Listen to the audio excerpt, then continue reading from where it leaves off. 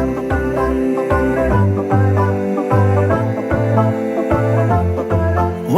whoa, whoa, yeah. I'm sitting here on this mountain.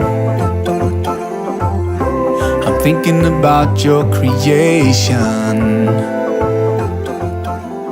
Hello guys out there, this is Nature Explorers. Nature Explorers. Kamoto Gatu connecting with nature. We find out some interesting things that indeed are there to show how great is the Creator. Tikafika papiki tipenetera zigunde pantima kuti ife ma Nature Explorers tagwira ntchito yathu ndipo Michiru tayimaliza. Ndi ulendo wathu tikupitirirabe. One thing I can say to people is that hiking is not for the selfish people.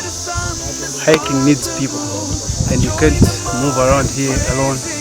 There are so many things that can happen to you.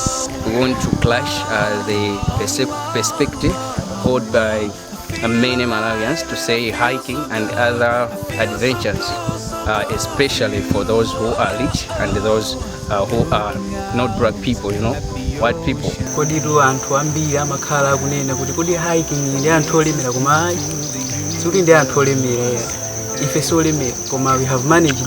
This is gonna be a great achievement, and of course this is not the end of the journey.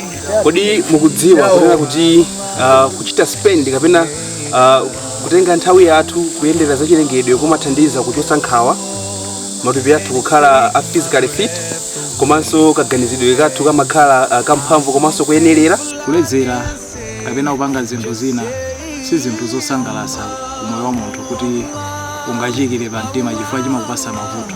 Indeed, when you are on the top there, when you are in your spiritual condition, I may say it, spiritual world, you understand something to say how little the world is and how little the pleasure that we are enjoying is. Big up to the team. We are happy that this time around we are about 19. Last time we came we were 3. Yeah, that's mashallah. Makes me love you even more. How the river finds the way to the valley, it's just so magical.